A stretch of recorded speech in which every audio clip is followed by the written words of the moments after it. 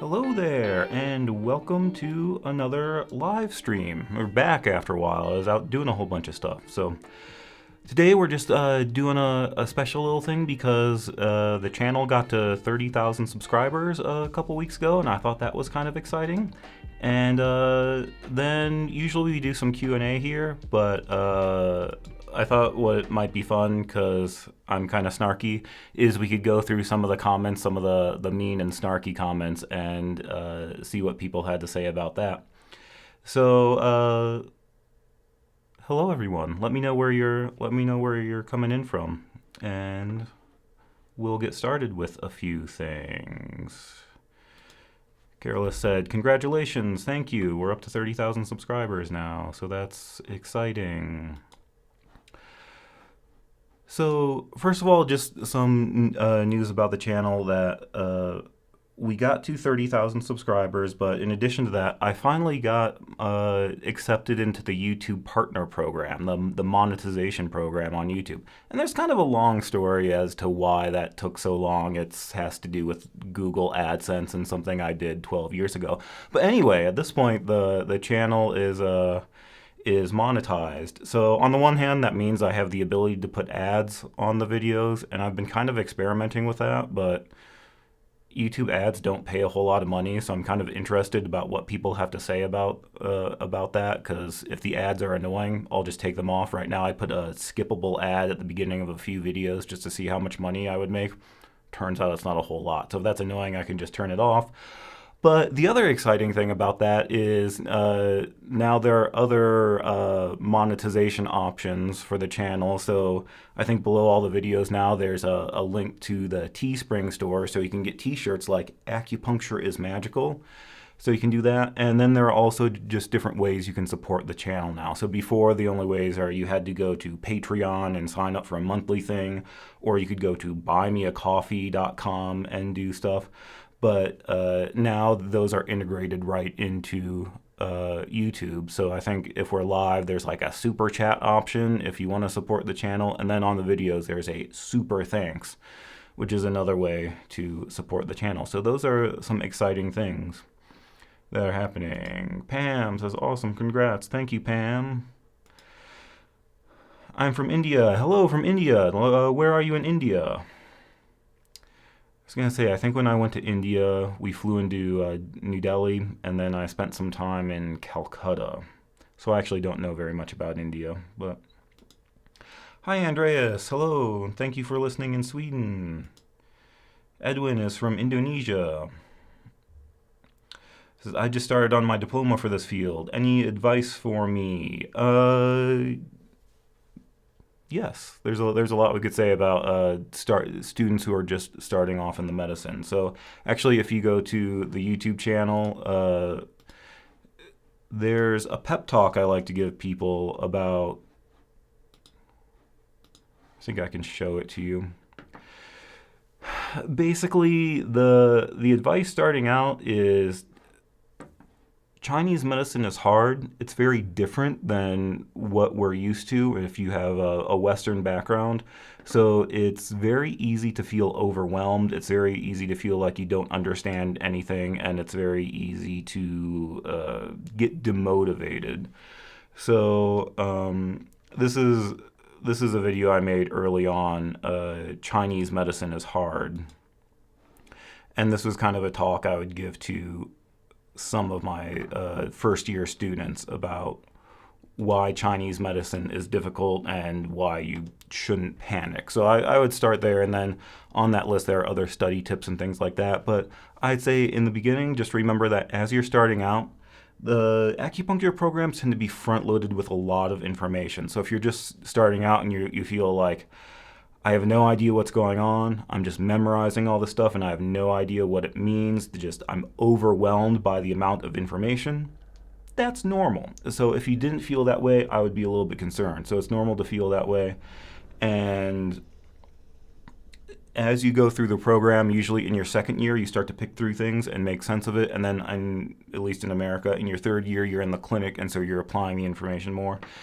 So in terms of advice, if you're just starting out, be patient, be calm, don't panic. If you don't understand what's going on, that's okay. Just stick with it. So that's kind of the standard advice for people that are just starting out. Hello, Justin from Midwest College of Oriental Medicine in Wisconsin. That's cool. I didn't know there was a school in Wisconsin. So awesome. Quite a few people from India coming in. Ricardo from Argentina. So awesome. So yeah, normally what we do here is this is just kind of a hangout and chat, answer questions. So if you have any questions, go ahead and put them in the chat. Otherwise, what I'm going to do is usually I pull questions from like comments and emails, but this time I was going through the comments and there were a lot of kind of snarky comments. So I thought it might just be fun to reply to some of the snarky comments because I'm kind of a snarky person. So here's one of them from Jason. This was on one of the videos that reviewed formulas. I think this was formulas that tonify. And he says, Tong is soup. Oh my god, man. LOLs. Like soup in Chinese. I think you have to learn some Mandarin, man. Then again, I got yelled at by a Chinese chick for my Chinese today. I told her anyway. Wrong button. So, yes. Tong literally means soup. So in English, we usually translate this as decoction. So all of our formulas, most of them have the word tong at the end, like sujunzatong or guipitong, and we translate this as restore the spleen decoction. But the word tong does literally mean soup in Chinese, or at least that's one of the meanings. It turns out we can translate words differently depending on the context. In fact, sometimes even the meaning of words changes over time. So, for example, when we talk about the 5 elements or the 5 phases, the word for metal is Jin. So in very old classical Chinese, the word Jin just means metal, but in more modern Chinese, the word Jin specifically means gold. And so we see this come up in some of our herbs, like Jin Yin Hua, not chrysanthemum. Jin Yin Hua is gold and silver flowers, or Jin Qian Sao is gold coin leaf. So we see this word Jin come up, but now it means gold when it used to be metal. So it could be that there's a difference between classical Chinese and modern Chinese in terms of the word tong.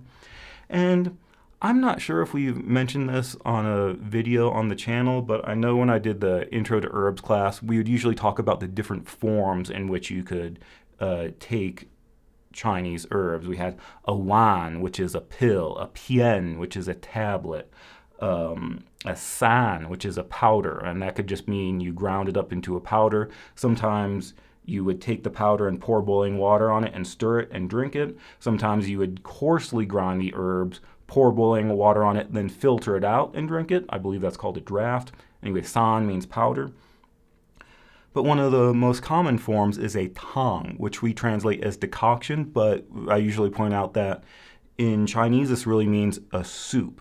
And I think that's important to mention because a lot of people talk about herbs, they're like, oh, it's a Chinese herbal tea. And I feel like with Americans, when you say herbal tea, they think of like celestial seasonings, sleepy time tea, and I'm just going to sip on my tea. And so I think when you mention that the word tong means soup or decoction, we're kind of saying that this isn't just an infusion of a nice little tea that you're sipping on. You're taking these sticks and roots and you're boiling it for like half an hour to 45 minutes. It's cooking down and you get this thick, gross, syrupy stuff that smells bad and tastes worse. This isn't tea, this is medicine. And so that's why we use the word tong, decoction, instead of just tea. So I think that when you add things together, that's called a concoction. When you take different things and mix them up, that's called a concoction. So some people will call these herbal concoctions. But we use the word decoction. I think that means we're extracting things. So we're taking these ingredients and we're extracting the medicinal parts out of it. That's why we call it a decoction and not a concoction. And I just said the word cocked a lot. So that was the first one. Next, more about language. This is on an Introduction to Herbs video. If it comes from an animal, it is not an herb.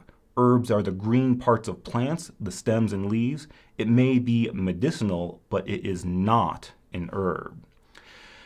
And yes, this is true that a lot of times I just tend to call things herbs. We call this the study of herbology. Our books are called Chinese, herbal, materia medica, things like that. So we tend to refer to everything in herbs.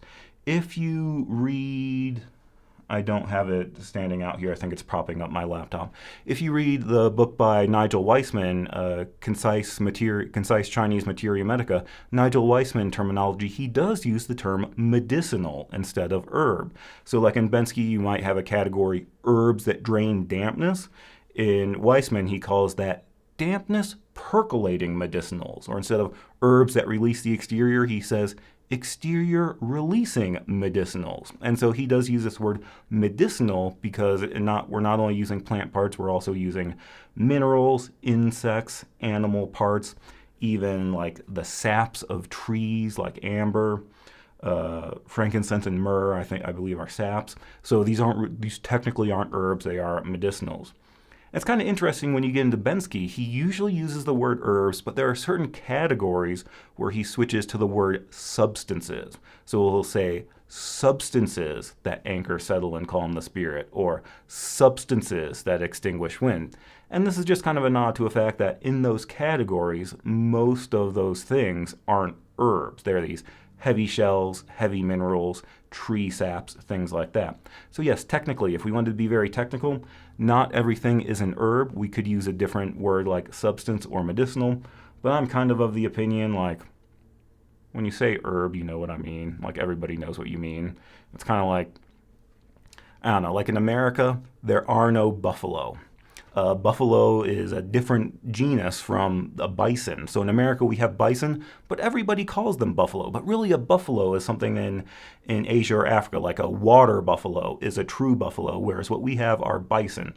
But it turns out that people in America have been calling them buffalo for so long that everybody knows that what you mean. You wouldn't go into the Buffalo Bill Museum and say, he should have been called Bison Bill, because it's not a buffalo, it's a bison. So that's kind of my take on that. Sorry if you're offended that I call them herbs, but that's just an easier way to use the language. And I suppose it's true that sometimes I'm particular about language and sometimes I'm not. So there are certain things like, I don't like to say 5 elements. I prefer to say 5 phases because I think that is a better translation of Wu Xing. But then there are other things where, like, I tend to say blood stagnation when really I should say blood stasis. When we say qi zhi and xue yu, that should be qi stagnation and blood stasis. But I just say blood stagnation because I assume you know what I mean. So sorry about that. And then next from the same person we get, this was also on an Intro to Herbs video. I guess they disagreed with my use of the word astringent. They said, astringent, causing the contraction of skin cells and other body tissues and or checks blood flow. And yes, that's true. That is one definition of the word astringent, but it turns out that words can sometimes mean different things. So like if we go over here and look at the definition of astringent, we can say causing contraction of the skin. Yes, that's one. But the second one is of taste or smell, slightly acidic or bitter, as in fresh black currants have a rather astringent flavor. So on the one hand, yes, astringent means something that, like, usually people say it's something you put on your skin to tighten the pores or something like that. Here, when we say astringent, we mean something slightly different. And it's also interesting, if we look at the roots of it, you can say the word derives from the Latin astringere, which means to bind fast. And it turns out that that's what we're doing with these astringent herbs, that we can say they stop leakage, or the Bensky term is they stabilize and bind. So these astringent herbs do things like bind up the intestines or bind up the essence to prevent leakage of essence. So I feel like this is a very appropriate word, considering that it means to bind fast. That's what we're doing.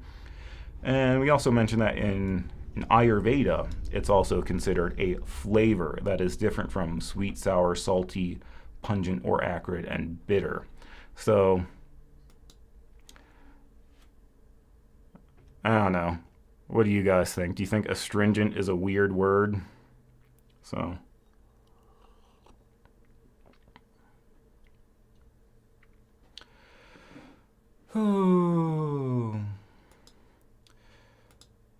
So will you make a kidney channel review video? There's just point location by review channel. Yes, eventually.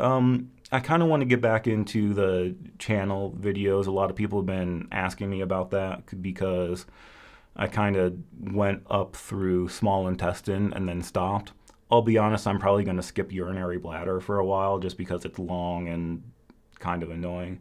But yeah, I was thinking next to do kidney and then maybe pericardium. So I'll do that at some point in the future. Just right now, I'm doing a lot of herb stuff. I'm trying to re-record some of my herb review courses. So I've been meaning to do that for a while. So I might focus on those, but then occasionally try to come out with some acupuncture stuff. Actually, tomorrow I'm doing a point categories lecture because right now there's a part 1 of point categories, but I never made the part 2. So I'm going to do that first, do the part 2 of categories, and then maybe get into some channel stuff. So Kara is saying, any tips for memorizing the spine levels for the do channel? Yes, and it's kind of inappropriate. I wonder if I feel like I may have made a handout at some point, but yes.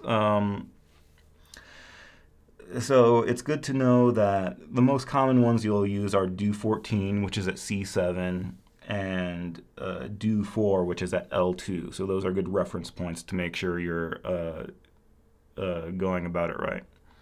And so then with that, you can look at where are, basically there are spaces, everyone. So it's like you have a group of 2, a group of 1, then a group of 3, and a group of 3, and a group of 2, and a group of 1. So some people remember like 2, 1, 3, 3, 2, 1, or they think about the spaces. Yeah, 2, 1, 3, 3, 2, 1, or you can think about, anyway. So you can just kind of memorize the numbers about that you have 2 in a row, then 1, and then 3 in a row, then 3 in a row, then 2 in a row, then 1. The kind of inappropriate way that I would say, think of it sometimes is it's like you have a group of 2 in a row, and then you skip a space, and then there's 1. So you can think about you have 2, skip, and then 1. And so you can think about like putting your fingers like this and putting it up against, starting at C7. You can go 2, skip 1, 1, 3, 3, 2, skip 1, 1. And if you don't know what this means, maybe don't Google it. This is why I don't teach in real schools anymore.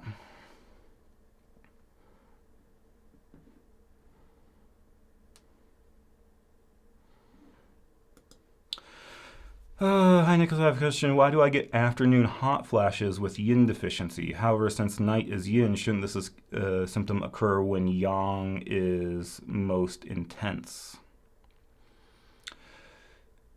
So just kind of general, I don't want to give specific advice, but just kind of general thinking about yin deficiency. Yeah, so you say hot flashes, kind of like where we say tidal fever, where the heat rises and falls, and I think of that as like the yin is not anchoring the yang, so the heat floats upward like a tide and comes back down, and that can really just happen any time. Usually when we talk about nighttime symptoms, we're talking about sweating during the night, and kind of the idea here is the kidney is supposed to hold in the fluids and hold in the essence, but if the kidney is deficient, it can't hold in those fluids and essences, and they leak out. And the reason that happens at night is because that's the yin time of day, and so the yin is supposed to be strong during the nighttime, but because of yin deficiency, the yin fails in the function that it's supposed to be performing during that time. So a common one is night sweats, and then when you go through herbs, we talk about actually nocturnal emissions is a symptom of yin deficiency in men as well. That here, instead of saying that the kidneys aren't containing the fluids, the kidneys aren't containing the essence. So that's another symptom in men that we can see for yin deficiency is spontaneous and nocturnal emissions. So that's why I feel like the tidal fever can happen anytime. Afternoon, we also have we call afternoon fever that is more characteristic of qi deficiency, and it has to do specifically spleen qi deficiency, and it has to do with the spleen qi not rising. When the spleen qi doesn't rise, it doesn't diffuse, and things get anyway. Afternoon fever is associated with spleen qi deficiency and the formula bujong ichi tong. But when we talk about tidal fever, that's more of a yin deficiency thing, and night sweats is a very common yin deficiency thing.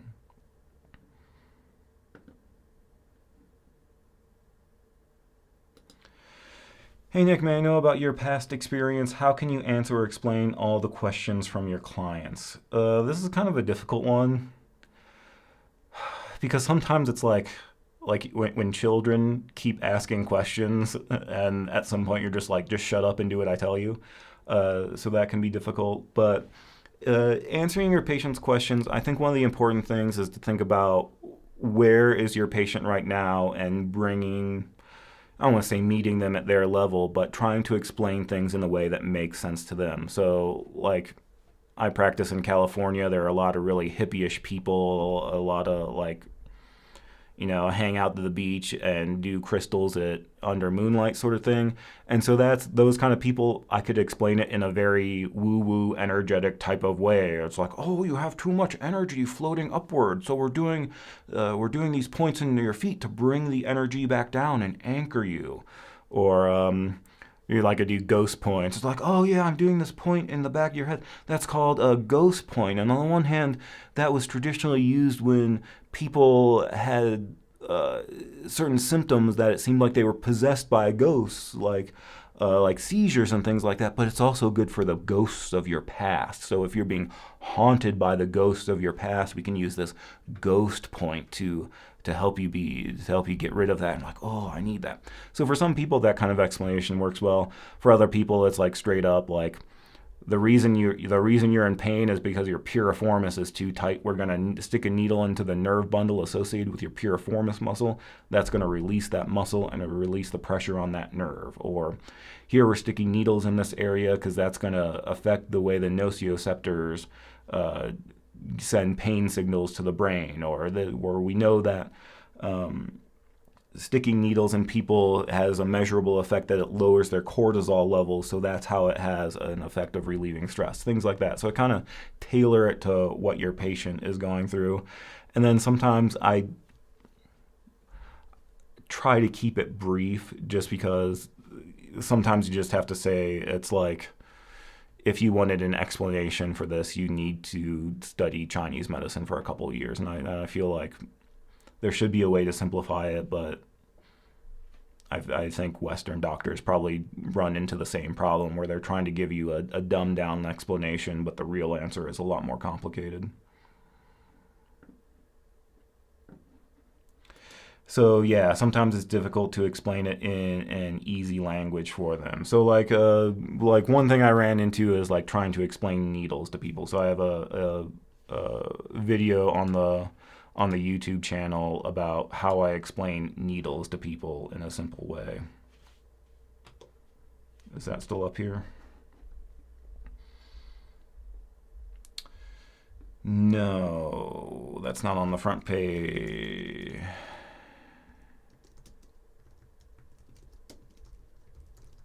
Does this show up?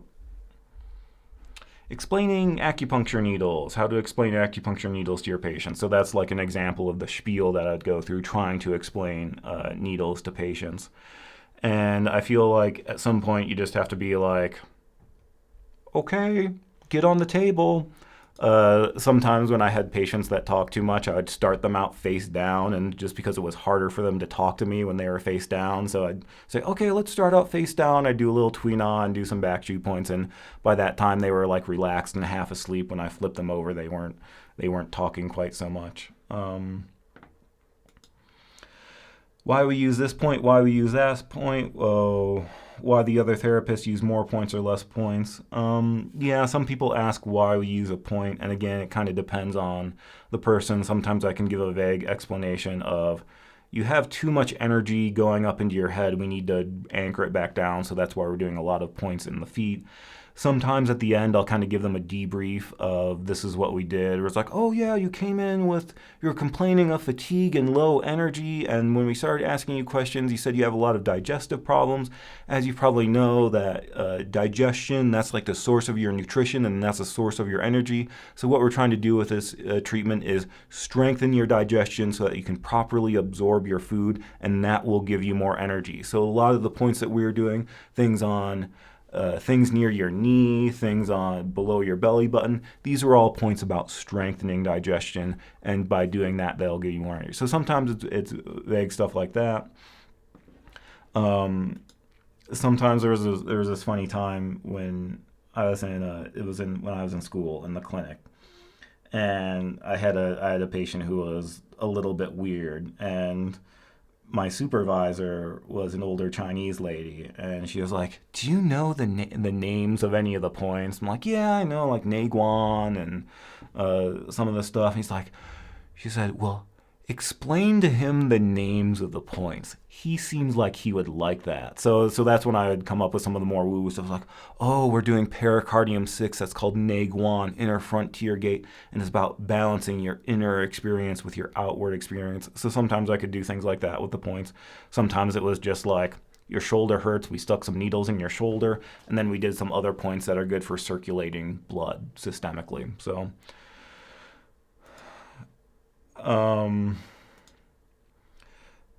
when you talk about why do other therapists use other things, I had this neighbor, Neil, who was really good at this kind of stuff. He was really calm and really patient. He had this really soothing voice. And so he was like, if somebody says, last time my person did this and this and he did this and this, he'd say, "Okay, I understand that that's the treatment that you had last time. But last time you were in a different place, and things in your situation has changed a little bit. Your body's in a different place, the seasons are in a different place. So now for how you're presenting today, we're going to take a slightly different approach." So you could say things like that, or I don't know, sometimes it's like, well, your last acupuncturist was dumb and didn't know what they were doing, but you shouldn't say that to a patient. "Hi, Nicholas. What's the difference between stasis and stagnation?" I don't think there is one. Because when you look at stagnation, that sounds like things aren't moving. And when you look at stasis, that sounds like things aren't moving.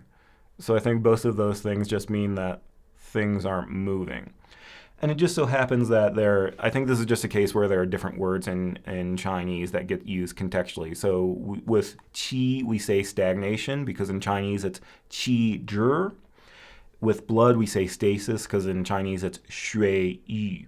And I don't know that there's actually a difference there. I think this is just like colloquial or idiomatic. I think of it like when in America we say Merry Christmas and Happy New Year. And what's the difference between merry and happy? I'm pretty sure they mean the exact same thing. It's just that if you go up to someone and say, "Merry New Year," that sounds funny. Or if it's someone's birthday, you can say happy birthday, but if you say merry birthday, it just sounds kind of funny. So I think just for whatever reason, in America at least, merry is applied to Christmas and happy is applied to birthday and New Year. And so I think this comes up in Chinese sometimes where just certain words are only used in certain contexts. So like, what's the difference between tonify and nourish? As far as I know, there is no difference in the actual meaning of tonify and nourish. It's just that tonify can be used more broadly, but nourish is only used when we're talking about something with substance, something substantial. So we say nourish blood, nourish yin. If you said nourish qi, that just sounds weird. It sounds funny. If you say nourish yang, nobody says nourish yang. That's like saying Merry New Year. Nobody says it. The word fortify. What's the difference between tonifying spleen qi and fortifying the spleen? As far as I know, there is no difference. It's just the word fortify is only used in the context of the spleen. So with stagnation and stasis, as far as I know, there's no difference between, there's no difference in meaning. It's just we say qi stagnation and blood stasis because we say qi zhi and shui yi. Now, this does get a little bit more complicated because when you talk about qi, there's another word. You can say qi yi, but it's a different character. And so I think maybe sometimes people get confused. They're like, oh, blood stasis, chi, blood stasis, or chi stasis. What is chi stasis? And I think they're just getting confused that this one, it sounds the same, but it's a different character. And this is chi depression. So like when Weissman likes this term, depression of liver chi, depressed liver chi. It doesn't mean that your chi is sad and wants to eat a lot of cake. This is just another word that we use when we say chi stagnation. That can apply more locally, like my shoulder hurts. I have chi stagnation in my large intestine channel. When I say depressed chi, that's more of a systemic thing caused by some problem in the liver. So it's systemic chi stagnation, and we call that chi depression or depressed chi. So, but yeah, I think it's like stagnation, things aren't moving. Stasis, things aren't moving. And that's difficult because sometimes we run into those things where the words just kind of mean the same thing. Sometimes there is a very important difference. Like there's a difference between drying dampness, draining dampness, and aromatically transforming dampness. Those are all different processes. When we say drying dampness, the dampness is drying up and disappearing. When we say draining dampness, we mean that we're promoting urination to guide the fluids out. When you say transforming dampness, that's an action of the spleen. So if you use Sha Ren to aromatically transform dampness, it's awakening the spleen so that the spleen can perform its function of transforming dampness. Lisa, again, is asking, we have more people asking about channel reviews and cheat sheets. Yeah, people keep asking about that. I'll get on that. I've been trying to re-record my formula review course, and so that's been taking a lot more time than I thought it would. So after that, I'll get on to it, and I'll stop playing it. I kind of went off into the void for the last 6 months. I was doing a lot of volunteer work, helping with Afghan refugee settlement, helping with fire mitigation up in the mountains, and went to Kentucky after their flood and stuff like that. So I think that kind of stuff is winding down a little bit. So I'll try to get back more into like actually working and making videos.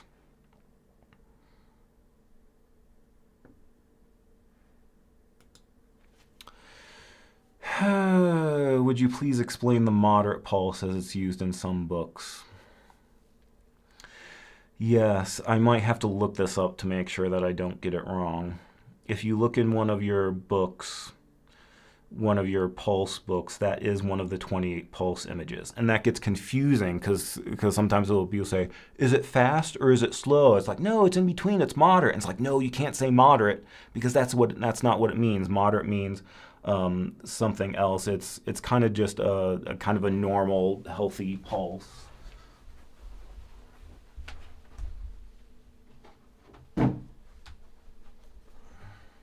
Sorry, I have something. I just saw these on my bookshelf.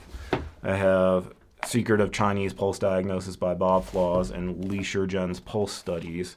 Actually, I like this book because it has pictures. It has illustrations. I think most of the information is the same as the Bob Flaws book. I think it's just a little bit better laid out. And so it's kind of, they go through all the pulses. They go through all the pulses, but they have pictures of the vessel, and that can kind of give you some visualization of what it is. And moderate has a very specific definition, and I don't want to get it wrong. Floating, rapid, slow, slippery, deep, deficient, choppy, rapid, faint, tight, moderate pulse. Just says moderate and slow in both arrival and departure. So it's like moderate, it's kind of slow, but it's not as slow as a slow pulse, but it's also kind of smooth. I guess that's what the picture of a moderate pulse looks like. So it's kind of slow, but not really slow.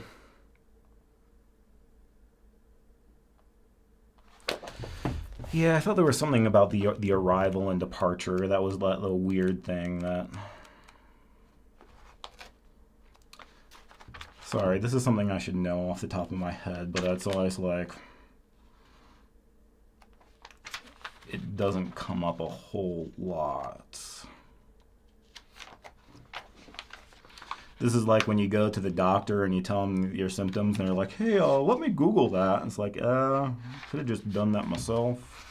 Huan Mai, the moderate or relaxed pulse. As a Ping Mai, level normal pulse, it is harmonious, relaxed, and forceful. So as it can be a healthy pulse or a disease pulse. So as a healthy pulse, it's level, normal, harmonious, relaxed. He says forceful, but I think it means it has an appropriate level of force, not that it's excessive or anything like that. But as a diseased pulse, it's relaxed, loose, slack, and on the verge of slow. And so that's why I was thinking that moderate is on the verge of slow. That's a better way to put it. So it's relaxed, loose, slack, comes and goes in a moderate manner. I feel like that's not very descriptive. But yeah, it's kind of slow. I mean, yeah, so on the verge of slow. Yeah, so there's asking about which book. This is the book we were using. Do I have this on my website? Let me see. If you go to because if you go to the website, there's a resources page, book recommendations. No, it's not there.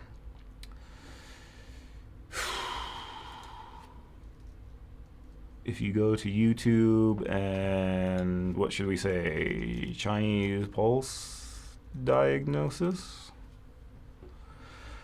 5 tips for taking the pulse.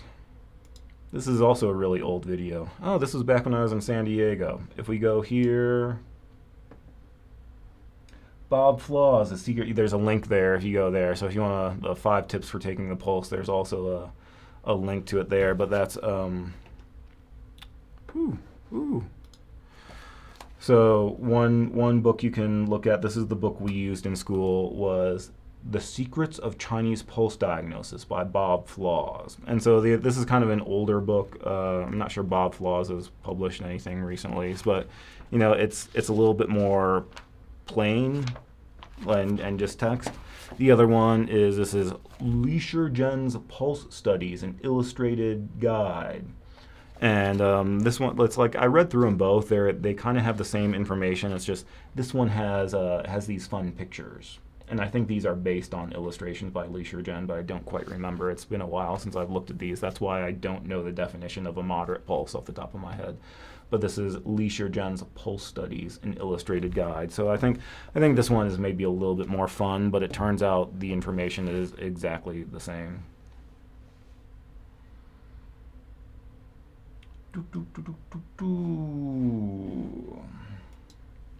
Can carpal tunnel syndrome be interpreted as qi stagnation in the lung, heart, and pericardium meridians?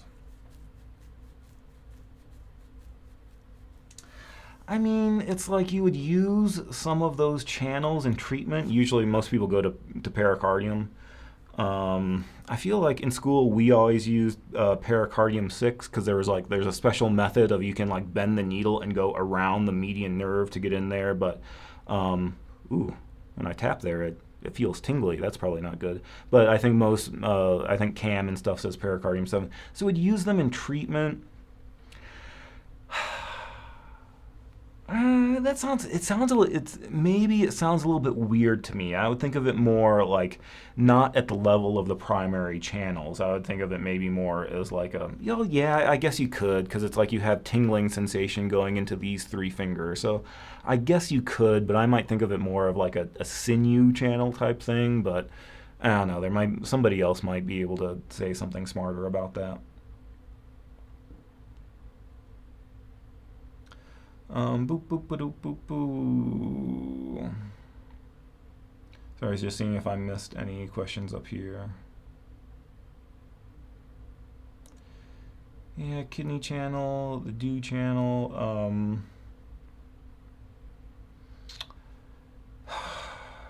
I feel like at some point I made a handout about the dew channel. I may have just given it to my students and not put it on the website.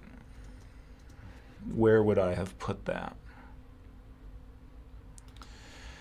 if we go under acupuncture, we do have. Actually, I do have something like that. So if you go here and go to the acupuncture channels and points and scroll down, points on the back, UBSI do an extra. And so this is just kind of a general layout of the back. So it has our dew points here are marked in green. I'm not sure if you can see these very well. But under C7, do 14, do 13. So we have 2 in a row, skip 1, skip 1, 3, 3, skip 3, skip 2, skip 1. And so that's what I was kind of saying, where some people remember where are the points. Like if you start at the bottom, it's 1, 2, 3, 3, 1, 2. So if you start at the bottom, 1, 2, 3, 3, 1, 2 is you do 1, then you skip, you do 2, then you skip, then you do 3, then skip, and 1 and 2. So some people remember it that way. Just remember that you're starting down here at L4. I think some people try to remember which vertebrae you skip. So they'll be like 2, 4, 8, 12, 3. Like they're trying to memorize which vertebrae gets skipped. That never worked for me. Like I said, I would just do this with my fingers, because it's like 2 in a row, then you skip, and then you do 1, then you skip and you do 3, then you skip and you do 3, and then you do again 2 and 1. But there's a handout here if that helps visualize the dew points and the back shoe points. I don't know if that's actually helpful.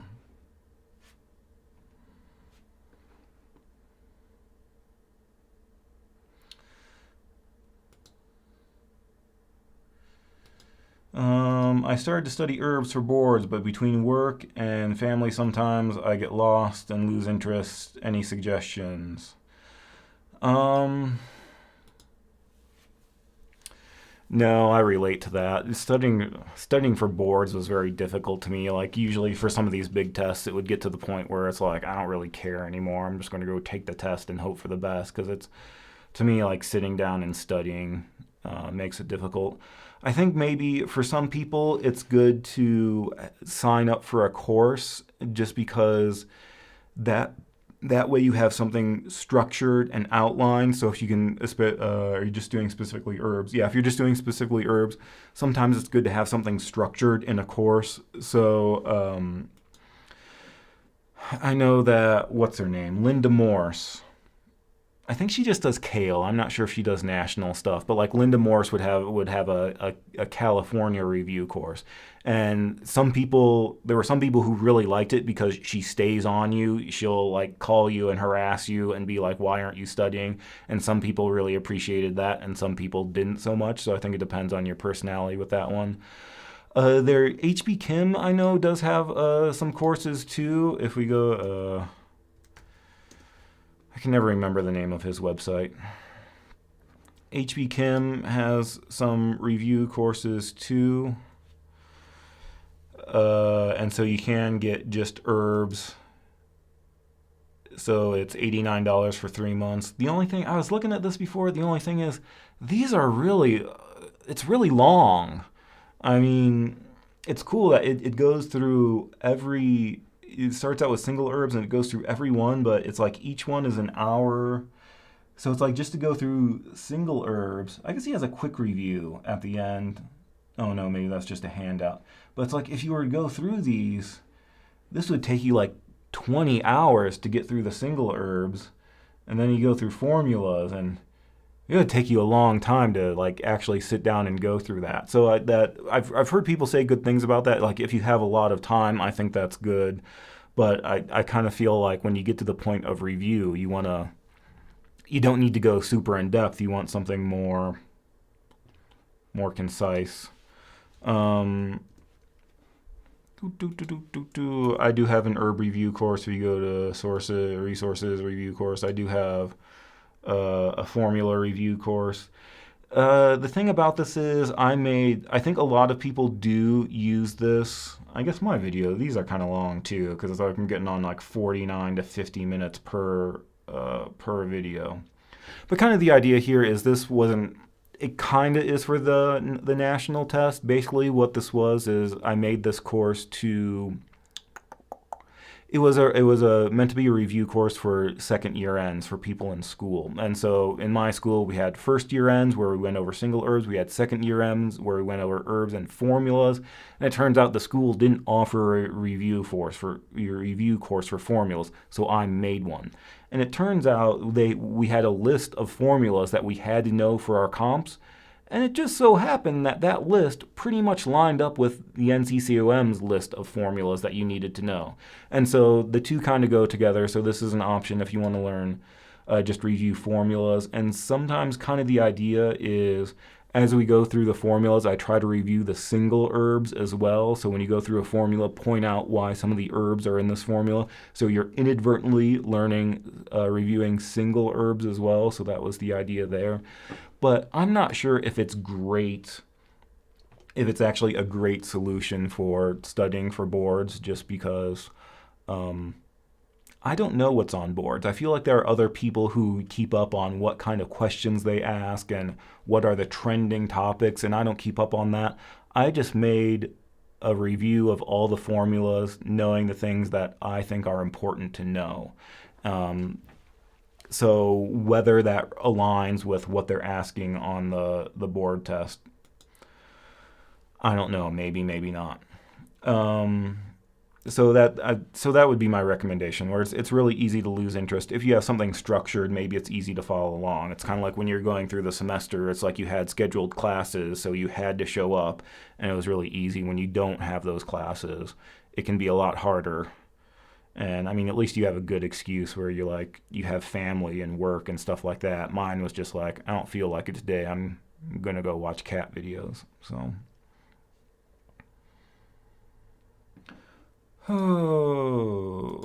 what does it mean diagnostically if a point only feels tender when doing acupressure on a deeper level as opposed to being tender at both the superficial and the deep level? I don't know. This is kind of the thing with tenderness was always kind of a weird thing to me. I always thought it was a weird thing to palpate for because I had I knew other practitioners, some colleagues when I worked at school, when they would teach, they would say they would palpate all their points for tenderness, and they would only needle a point if it felt tender because that was a sign that it needed to be needled. So they'd be all going around checking all the points for tenderness. And that always seemed kind of weird to me because on the one hand, there are some points that just always feel tender on everybody, where it's like spleen 9 feels tender on everybody.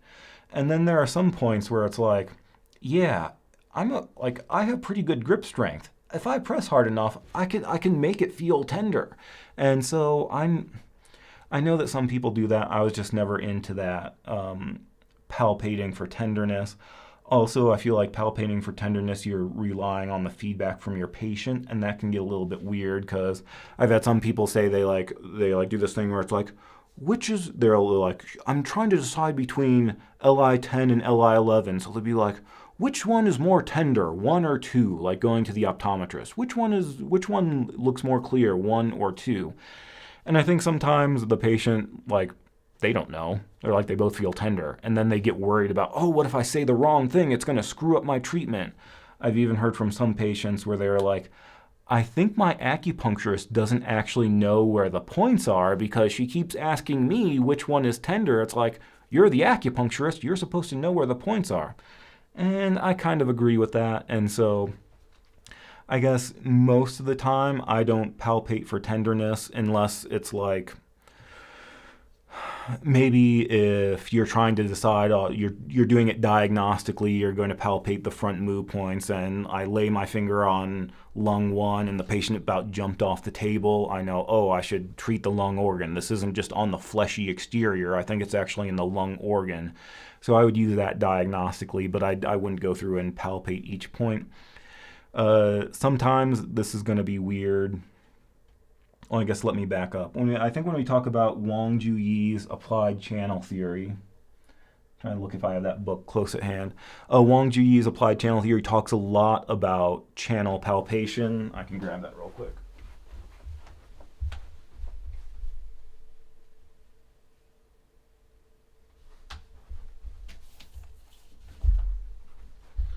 thought it was on the shelf. It was actually on the floor. Wang Juyi's Applied Channel Theory talks a lot about channel palpation, and he actually has a section where he talks about how to palpate the channels and the different things that you can look for.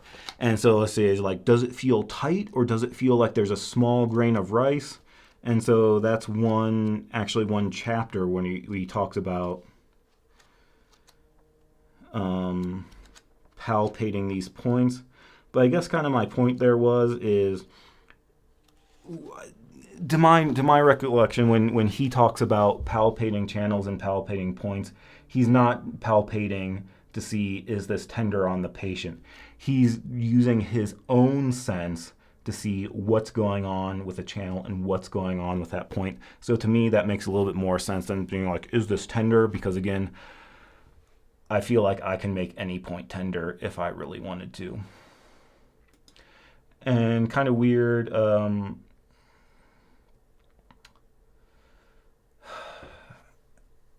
sorry, I got distracted with something else. This is kind of my weird way of doing it, but sometimes this is something that I made up. This is not a real thing. This is not a classical thing. This is not a thing I read in a book. This is just a weird thing that I do that you probably shouldn't actually believe is a real thing. Sometimes the way I would think about it is when I palpate for points, I'm actually just trying to see how easy is it to find a particular point. So, like, maybe wait a minute, like, you can think that the liver and gallbladder, most of those points, most of the liver gallbladder points are right next to tendons. Like, it just so happens, like, gallbladder 41 right next to a tendon, liver points right on or next to tendons. That just coincidentally, the liver governs the tendons. And so I think that if the liver is deficient, because all those points are next to tendons, the points become more visible or easier to find. So they're like, I've just had some patients where it's like, man, I fall right into your liver 5. If I just feel up the liver channel, there's a huge hole. There's a huge depression right at liver 5. Maybe I should needle that because it feels kind of soft and squishy and deficient. So I'm not palpating up and saying liver 5, like, oh, does this feel tender? Does it feel tender when I press light? Does it feel tender when I press deep? I'm just going up the channel and it's like, I fall into this hole of liver 5, and that makes me think, maybe I should needle this point. So that's kind of my approach to palpation, that it's like, there are some people, you could see their gallbladder 41 from across the crowded room, where it's like I'd be in classes and students would like start to take off their socks and shoes to do point location. And I'd be like, girls would like, that person has a really good gallbladder 41, and I could see it from there. Other people, it's that tendon, that digiti minimi tendon, is really difficult to find. And so maybe it's like the person with a wood constitution has really prominent tendons, and that means their gallbladder 41 is really easy to find. Maybe you should needle that point, where a person with an earth constitution who's more fleshy, it's harder to see their tendons. It's harder to find their gallbladder 41. But man, their spleen 9, you just fall right into it because they're puffy in all the areas around it, but like you palpate up Ren and you just like fall right into Ren 12. And so that's kind of my approach to palpation, which is not a real thing. Don't actually do that. There was something Max was asking about herbology comps. Oh, you're taking them in April. So I did want to touch on this because this is somebody sent me an email this week, and I did want to, and it was kind of like an email where it's like, do you have any advice for comps? And it was like, I could spend half an hour typing out this email, or I could just respond to it right away. And it was someone from PCOM or Peaches or whatever it's called now. And it was let me see Camille, let me see if I can find it. So it's another person from PCHS who was asking about comps, and she was specifically asking, I'm taking first year-end comps next month, all of the tests, so not just herbs, but all of them. And she's saying, I'm nervous about the exams. There's just so much material to hold on to, and I'm afraid I haven't been studying the right way or studying enough. Do you have any advice for preparing for exams while taking classes? So it's kind of like you have to study and you have to take your normal classes and study at the same time. So here's what I would say, first of all, about comps. I think one of the things I like to explain to people is, because I feel like they don't always explain this to you in class, is what is the purpose of having comprehensive exams? Like, why do we bother having comprehensive exams?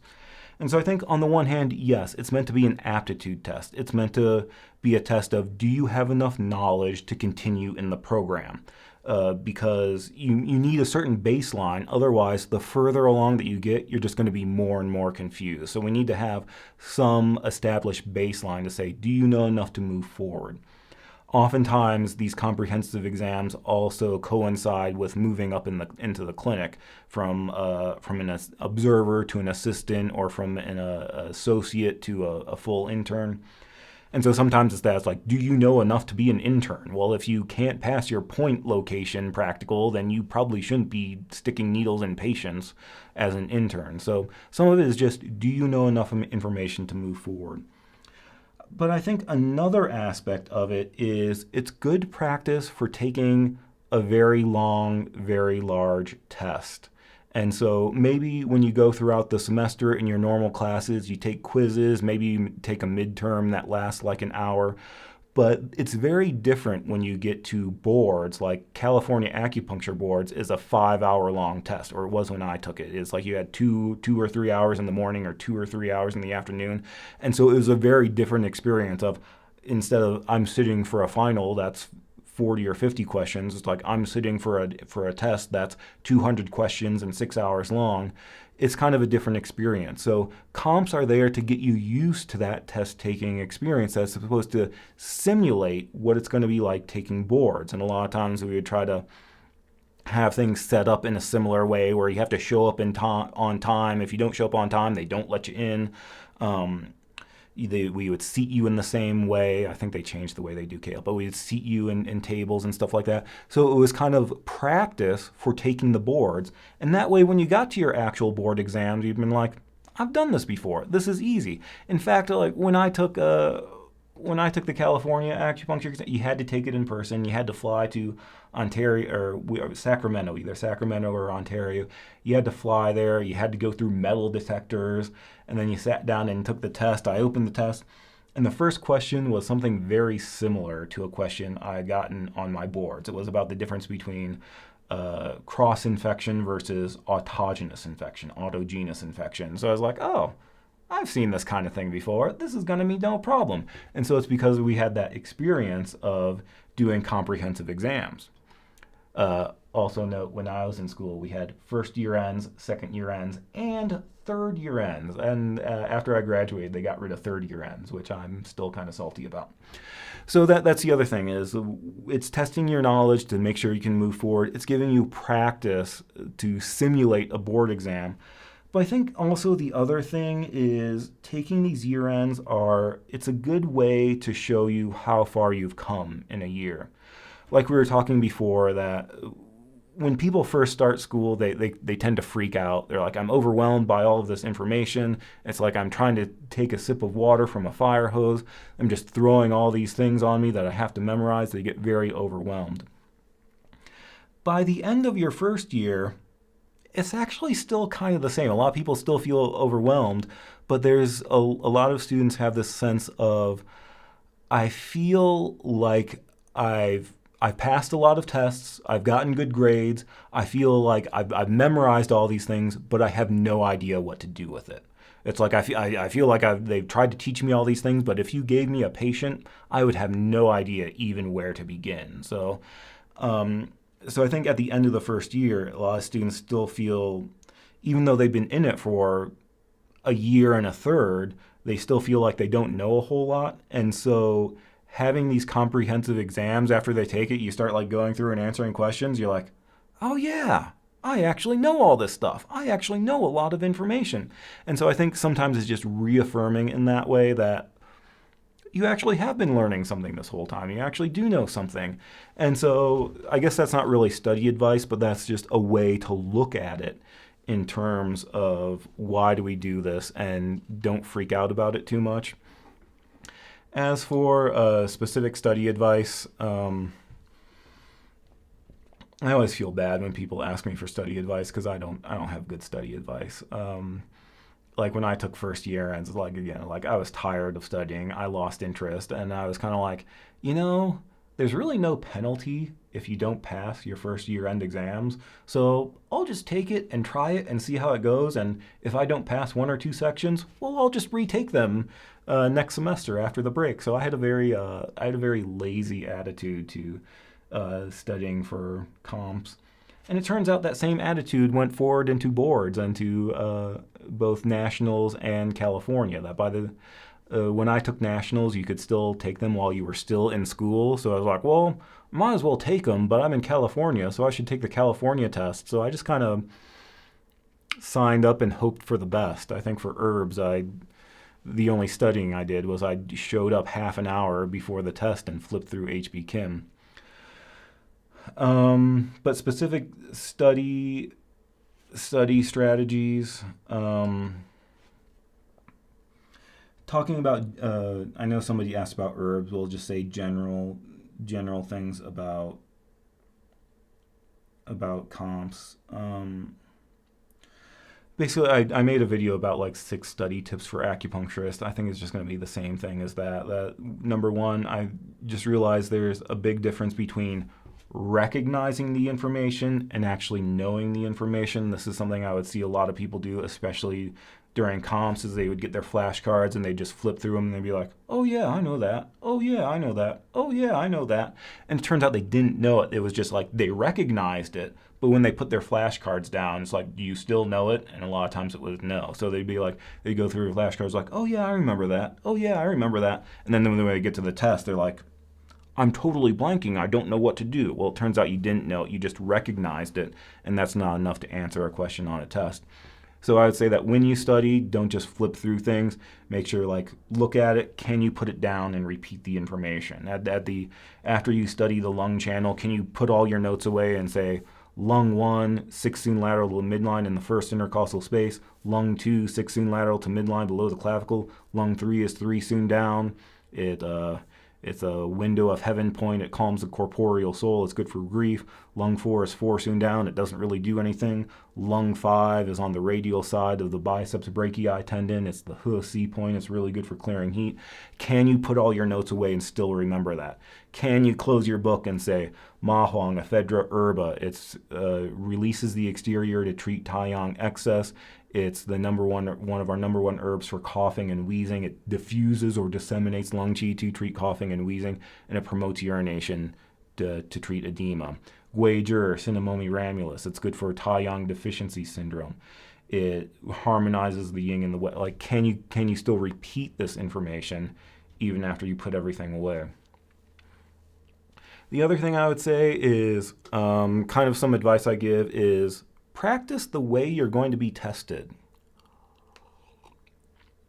And so again, I feel like a lot of people just make flashcards and flip through them, and that never really worked for me. But think about, what does the format of the test look like, and can you simulate that? So if you're doing a point location practical, they're going to give you 10 points to locate in 10 minutes. Maybe a good way to study for that is pick out 10 random points and then set a timer for 10 minutes and say, can you locate them all in 10 minutes, and do that kind of practice. That way when you show up to the test, you know exactly what you're doing. That's not the same as if you study point location by just flipping through and being like, lung 1, 6 soon lateral to the midline, lung 2 below the clavicle, lung 3 is 3 soon down. At least have something. Point location is a tactile kinesthetic thing. At least like touch the point while you're locating it. Do something that you're engaging a palpatory process. That way when you get to the test and you're required to locate the points through a palpatory process, you know what you're doing. If you're doing herb ID is a test where they give you a bunch of herb samples and you have to write out the name in pinyin and write out the name in Latin. Maybe a good way to study for that is to get out all your herb samples, flip them over so the labels are face down, but get out all your herb samples and practice looking at the sample, write down the name in pinyin, write down the name in Latin. That way when you get to the test, you've like, I've done this 50 times before. That's very different than just Somebody would say, oh, I just taped the herb samples to my bathroom mirror, so I have to look at them every morning. And it's like looking at chai hu every morning is not the same as looking at a sample, getting out a piece of paper and writing chai hu bu pluriradix. I feel like that's a different process. So train your brain to work in the way that you're studying. Where was I going with this?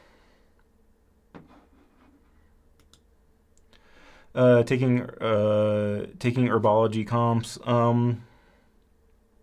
Also, let me know, are they actually doing a review course anymore? I remember they used to do a single herb review thing, and I think it was like $40, and you met 2 or 3 times. But then I know they shut that down when pandemic happened. So I don't know if they're still doing that for herbs, but I do have. So on the website, I do have a review course, and that's what it was for. I was actually thinking about maybe putting together a little email course that's just like a simple walk you through how to study that start off by like step 1, review the general properties, taste, temperature, entering channel. And so that should be on the website if we go to Intro to Herbology. You can review some of the basics. I think down here, review for final. You can review the properties of herbs, and that will take you through the taste, temperature, channels, and category, those basics that you learned at the very beginning and probably forgot about by now. And so this one it's one of the older videos, but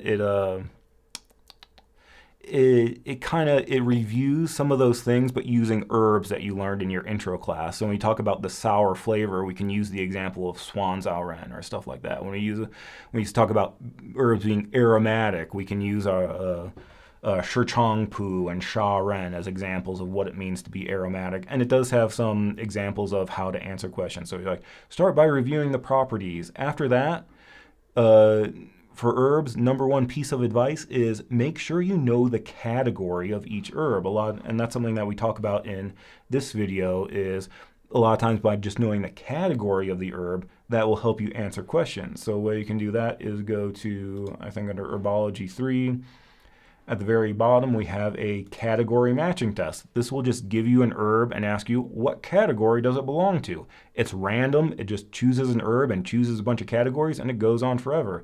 So Mohan Lien, Eclipta herb, belongs to which category? This herb tonifies yin. It's one of the 2 solstices that appears in Arjuwan. So it tonifies yin because it's a leaf. It's not as sticky and cloying as something like Shu Di Huang, but it tonifies yin, and it's especially good for darkening the hair, for premature graying of hair. So Mohan Lien belongs to the category herbs that tonify yin. Hey, guess what? It says herbs that tonify yin. It gives you some basic properties about the category as a whole. So tonify yin, because it tonifies, these herbs are sweet in flavor. Because it tonifies yin, these herbs are cool in temperature. Because when you say tonify yin, we're either talking about lung and stomach yin, or we're talking about liver and kidney yin. Those herbs tend to enter either the lung and stomach channel or the liver and kidney channel. Then we get a 1-line, Mohan Lien tonifies liver and kidney yin and cools blood to stop bleeding. So this is something you can pull up. Taitsa Shen, I believe, tonifies. Oh, sorry, I was thinking Tu Sitsa. Taitsa Shen tonifies qi. This is poor man's ginseng. Shichuangzi is a weird one. It's for topical application. I don't know, they're so. Shanja, Crataigi fructus, is for food stagnation. We can say it's hawthorn berry. It's especially useful for meat and fatty foods. So this is a way to study. You can just go through and quiz yourself about what are the categories, and then it'll also give you a 1-liner. After that, you could go through and try to study some of your individual herbs. Just remember that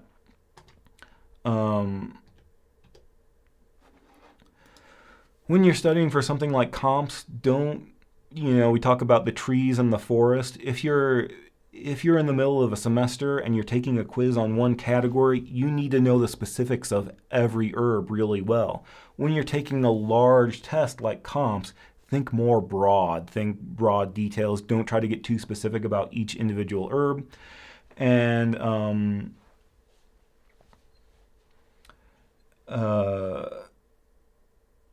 And basically, So a lot of schools have basically they rank the herbs on how important they are. I think we had A list, B list, and C list. Schools had 3 stars, 2 stars, and 1 stars. But basically, not all herbs are equally important. So like guejir is a really important herb. You need to know everything about guejir. Qianghuo maybe a little bit less important. Song arts or yeah, Xinyi Song Arts, you probably just have to know it opens nasal orifices. So try to prioritize which ones you're studying, and then as you go through each category, just think about what's something that makes this herb stand out in this category. What's its specialty? When you talk about food stagnation, all of those herbs relieve food stagnation, but what's its specialty? Shanja is especially good for meat and fatty food.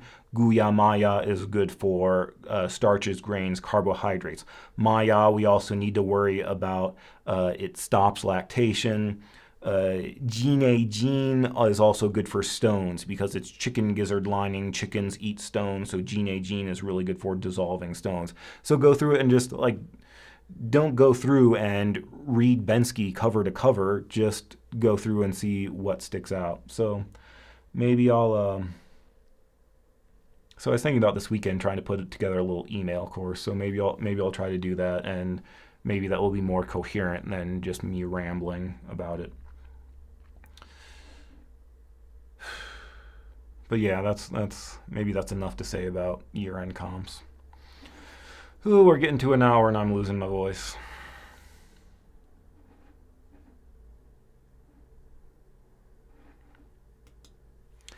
Can you talk about some of the failures and mistakes in your treatments approaches that led you to grow as a practitioner? Yeah. Let me see if I can find this. Because I remember somebody in Toronto once sent me a bunch of questions, and I answered them. Here we go. 10 questions for an acupuncturist. And this is something that like I think a student had a project where they had to interview a practitioner. So they asked me some questions, and so this kind of might be kind of up the same alley when you talk about like what tricks, tools, techniques do you have? What's the most important advice you give to your patients? What advice would you give to an intern starting out? So that might be kind of the same thing. I was going to say one of the things I talk about there is I'm not sure that this was like necessary, like a specific failure, but my background is in mathematics and engineering. I started out in computer engineering. I switched to mathematics. My undergrad degree is in math. So going into acupuncture school, I did not have good people skills. I was not a very personal person. I had trouble communicating with people.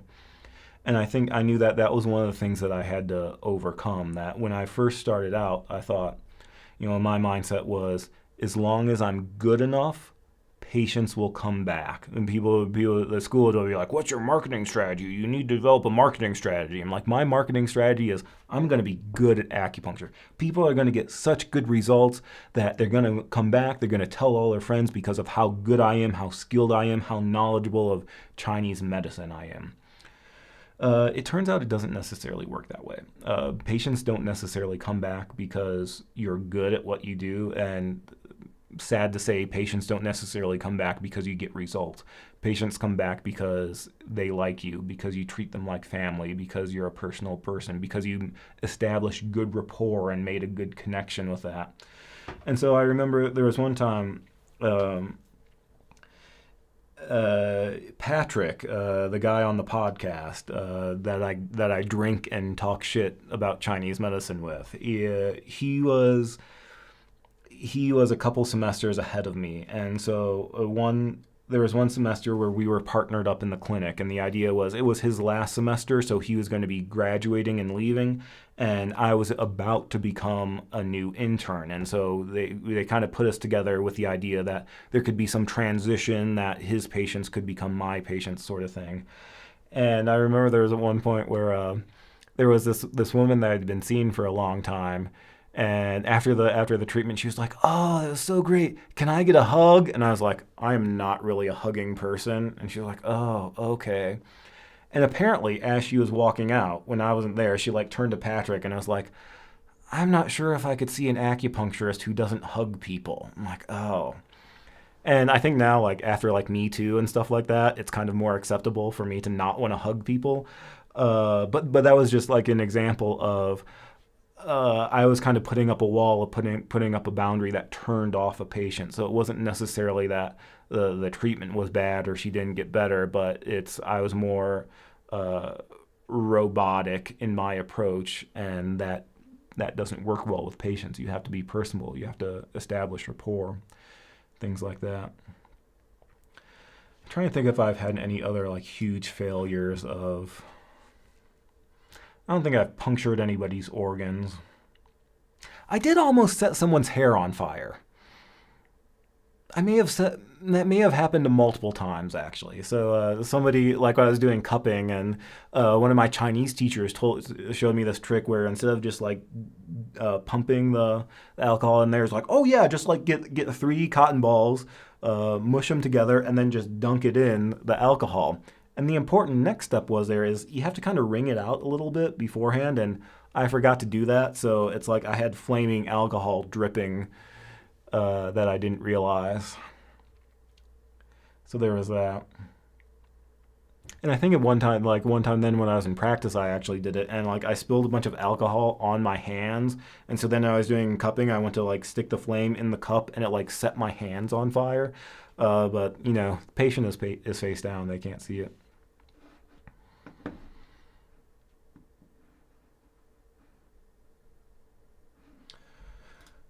Machi just says it dissolves phlegm in the heart for pericardium 5. Could this phlegm be a clot blocking the cerebral vessels? I'm not sure if I missed the first part of this question.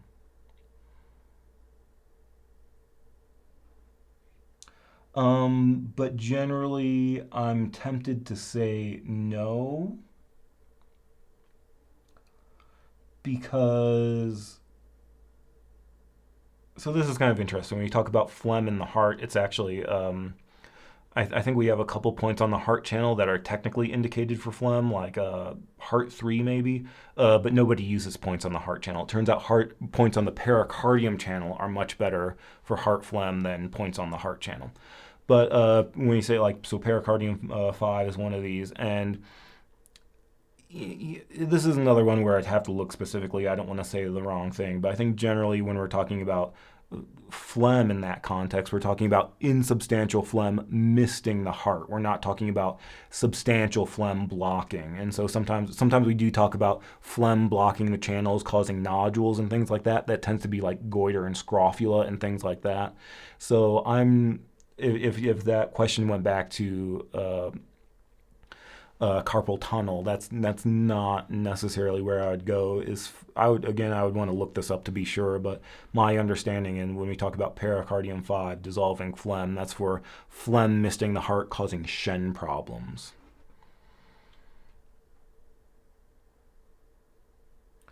Boop boop boop boop boop.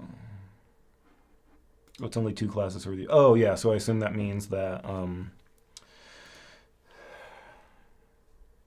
that they're doing an herb review for first year ends. I think it was Matt Salengo who did that. Matt is. I hope they doubled that man's salary. Matt is the best teacher at Pacific College. He's so patient too. He's so calm. He's so patient. He explains things really well. Whatever they're paying him, they need to double it. Matt, we call him Muscle Matt.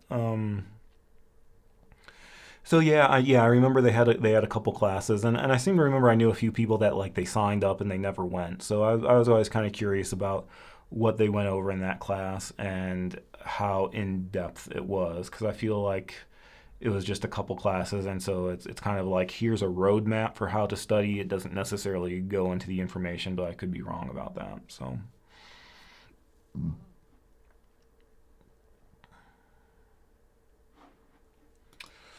Well, I mean, I prefer being needled quickly. I hated having to give feedback because it took a long time and all I wanted to be, yeah. Yeah. I think this is in reference to palpation, where people try to palpate all over, and yeah, I kind of feel like you can be more efficient about it. That sometimes, like sometimes, like I feel like a traditional way is you sit and do a patient interview, and in China they would actually do their pulse diagnosis sitting. They would have the patient rest their wrist on a pillow, and they do the pulse diagnosis, and then they'd move you to a treatment room and do the treatment. Usually, what I would do, especially if I was in a hurry, I just have the patient get on the table right away, uh, because again, when they once they're laying down, they tend to talk less, and they're you ask them questions and their answers become more concise.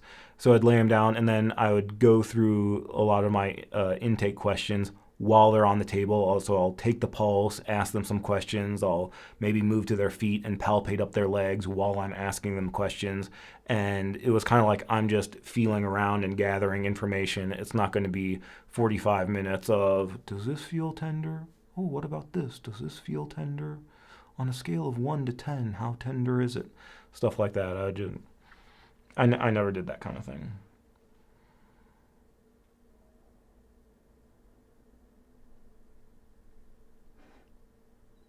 Okay, Matt's the one teaching it. Yeah, yeah, Matt's really good. I feel like he mostly, at least when I was there, he did a lot of biomed stuff where it's like, good for you, Matt. I hate biomed.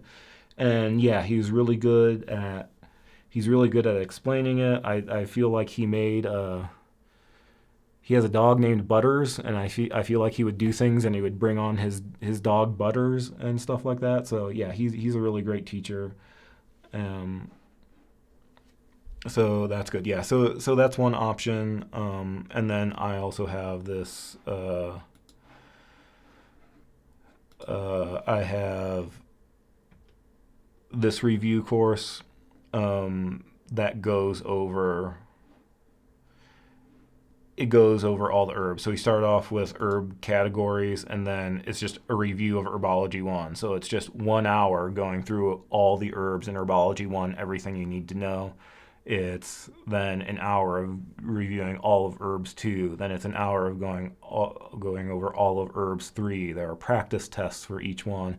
And kind of the idea here is I thought you could also use this for classes. So if you're like going through the herb curriculum and you're like, oh, I want to study for my herbs 2 final, you could watch the herbs 2 section to study for your herbs 2 final. Oh, I have herbs 3, I can just watch this section. Or like, oh, I could go through all of them. So this is sort of thing that uh, you could use it multiple times, and then if you get to your second year ends and you're like, oh, I want to go review my single herbs, you can come back to this. This one, it doesn't have a time limit. You buy it once and you own it forever. Um, and again, we're just kind of going through all of the herbs, and it has some handouts. I guess I have to sign in to get to the handouts, but it has some good handouts on it too, which are basically the last portion of my slide. So that's another option if you want to do that. Um, oh, good. He's teaching Western. Sorry, I'm reminiscing about Matt, and he would always ride his bike to school, and I was so impressed by that too, because like I would ride my bike to school and I would have to like bring an extra pair of clothes because I'm a dirty, sweaty person. So I'd like try to bike to school, and I'd like, rinsing off in the bathroom and putting different clothes on. He'd just be like, you'd just see him riding into school.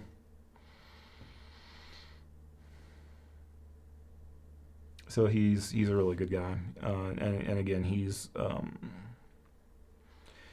very calm and patient, which I appreciate. I feel like I had times when like students would ask stupid questions like, "Oh my God, I'm gonna strangle you," but Matt was always so calm and patient.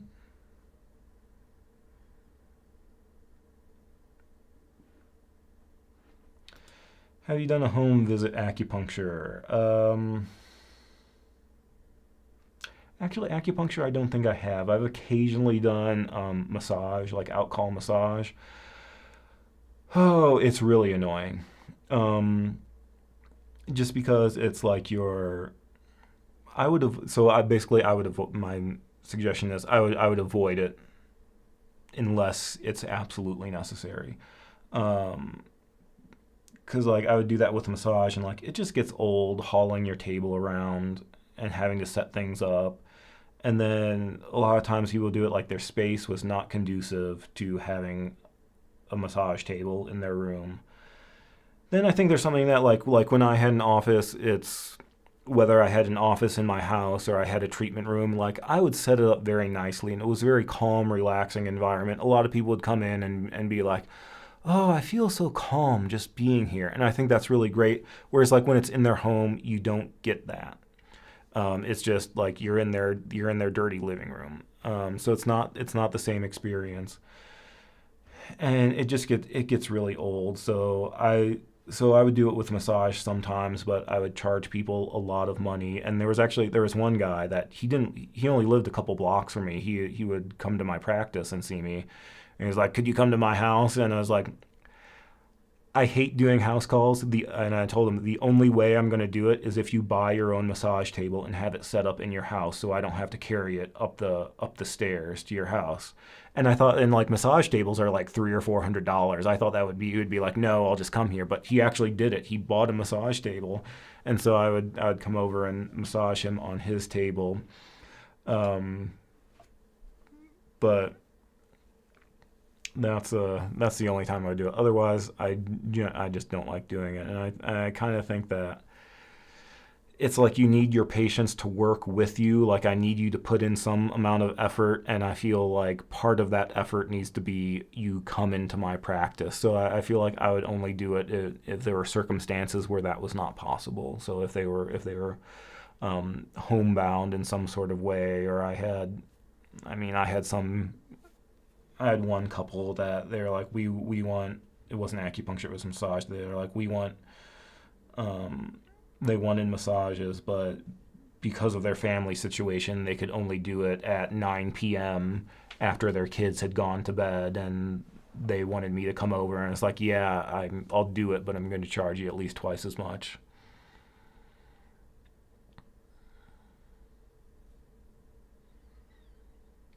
Okay, I'm getting tired. We might have to.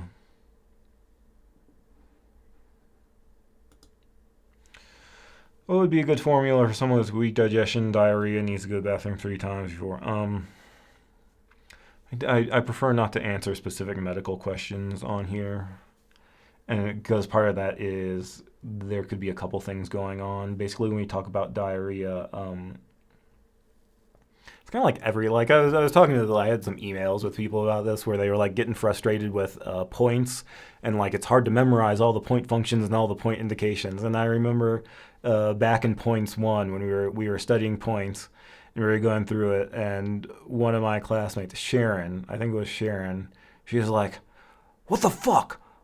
All these points treat diarrhea. Like everything is for diarrhea. How am I supposed to memorize these points when they're just all for diarrhea? How can there be so much diarrhea? How can all these points treat diarrhea?" And I think it's kind of funny, and that's just why I would like when you look at indications, it's very vague. It's just like there are different types of like, are we talking damp heat diarrhea? Are we talking dampness diarrhea? Are we talking spleen deficiency or kidney deficiency diarrhea? Um, so that's sort of one of the things is we have to do a proper diagnosis to know like what's going on. Is it excess damp heat in the large intestine, or is it spleen deficiency with dampness, or we can have kidney yang deficiency. Um, so I mean, if it's something like it's like weak digestion and an ongoing thing, we would probably look at the being more of a deficient thing. Just it's kind of like if it was like kind of the difference between deficiency and excess is like with this, it's like if it was like acute, we had like explosive diarrhea that just started happening 2 days ago because I ate something funky, that might be more of an excess condition. Where if it's something that it's been going on for a long time, it might be more of a deficiency condition. Sometimes we'll look at things like, does it have a strong foul odor? If it's like really smelly, we might say that's more of a heat condition. Where if there's really no odor, it's kind of more watery, then that might be a cold condition. So that's kind of like when we're trying to apply 8 principles. Is it excess or is it deficient? Is it hot or is it cold? Is it yin or is it yang? Is it interior or exterior? Those are the things we'd be looking at. Um, But yeah, basically, like with diarrhea, there are some possibilities where if it's like spleen chi deficiency with dampness, we might look at some of our spleen formulas. A lot of people are tempted just to go to Sejunzatong, but we can get more specific with something like Shenling Baijusan. We can tonify the spleen to take care of the root. We can transform dampness to take care of also kind of the root, and then we can use astringent herbs to bind up the intestines and stop diarrhea. So we're kind of taking a three-pronged approach with Shenling Baijusan specifically for dampness diarrhea. But we could also have diarrhea due to kidney yang deficiency, something like a Sishen Wan, 4 miracle pill, where the kidneys are not warming the spleen, the kidneys are not transforming the fluid, so we get kidney deficiency diarrhea, like when you talk about cockcrow diarrhea or fifth watch diarrhea, daybreak diarrhea, diarrhea with undigested food, we'd be looking more at the kidney yang deficiency. And so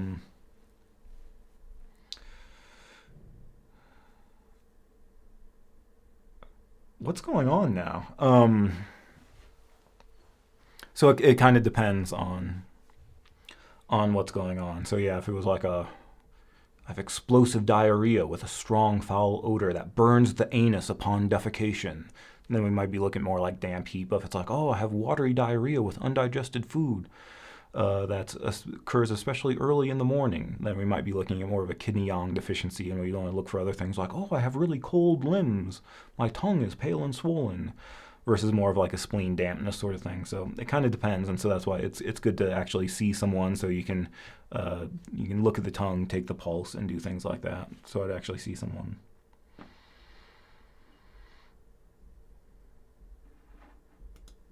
Get the cheese out. What does that mean? Rachel, I don't know if you know this about Chinese medicine, but we are not into dairy. Speaking of diarrhea.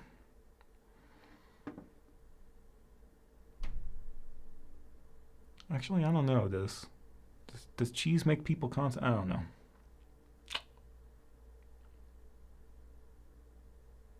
If you want to donate, there should be like a super chat button down there or a super thanks button down there.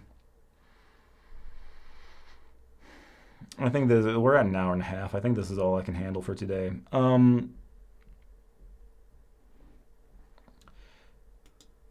Tomorrow, tomorrow we're doing a point category video. So, so tomorrow tomorrow morning, same time, we're gonna do a part 2 of point categories. That basically, before we did a lecture on this one, point categories, part 1. And here we are going over basically the antique points. So when we talk about point categories, there are some point categories that exist on every channel. So every channel has a source point, a she clef point, has 5 shoe points. Those exist on every channel. And so that's one type of category. We have other categories that they don't exist on every channel, but they're more of a collection of points. So things like front mu points, back shu points, Ma Dan Yang heavenly star points, the 8 influential points, the 4 or 6 command points by Gao Wu, the heavenly star points, the Sun Su Miao 13 ghost points, things like that. We're gonna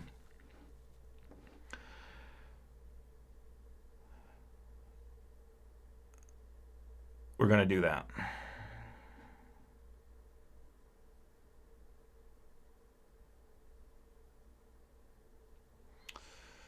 So yeah, I think that's the first time I've had spam robots here. That's exciting. I think that's going to be it.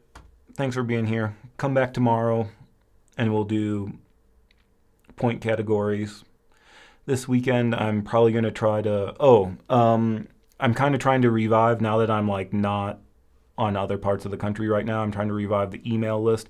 So if you want to, there should be a link below if you want to sign up for the email list to get updates. But I'm also going to try to send out some additional things that are not just updates. Some things like tips for opening a practice, study tips, fun facts about Chinese medicine. So if you want to get some extra stuff like that, you can actually join the email list for some extras like that. So sign up and join the email list.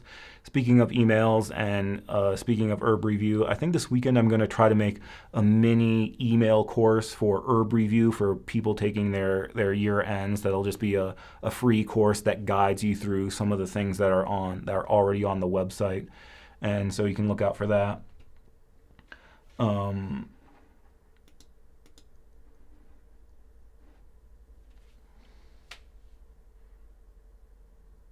I think that's it. I think we can do this again next week, same time. I'll send you an email, or I'll post it on Instagram, the link of when we're going to do this next week. We probably won't do it the week after that because I think that's American Thanksgiving. So I think I'll be out of town for that. I might actually be out of town the next couple weeks. I might be teaching a chainsaw class in Florida after that. So it might be next week, and then we have to take a couple weeks off. I'm not sure if that's still happening. So we can go next week. At this point, I'm rambling. Thank you for my beard line. I didn't shave yesterday or today. But I do pride myself in not looking like a homeless person when it comes to my beard maintenance.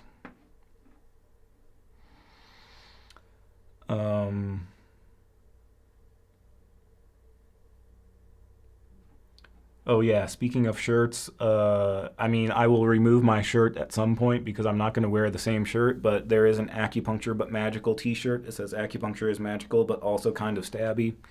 Those are available. That's another way you can support the site. So I hope you enjoyed this. If you want to support the channel and the website, there are several ways to do it. You can join the Patreon. There's a link in the description below. You can also click the super chat or super thanks to donate to the channel. And if you don't have funds to donate, I understand that we're kind of in a recession right now. So sometimes just sharing content with other students, your friends, and things like that also helps the channel.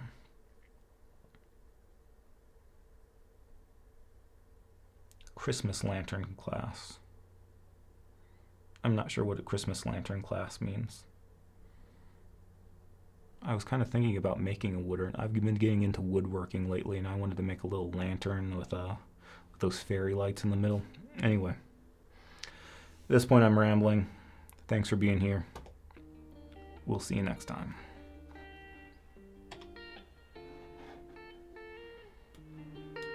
See, I got my cozy socks on.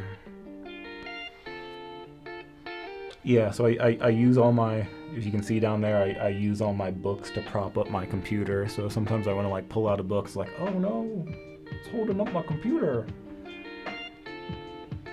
Practical Dictionary of Chinese Medicine. I need that. Oh, that's the Machio. I really don't like that Machiocha book. We can get into why I don't like Machiocha's channel book some other time.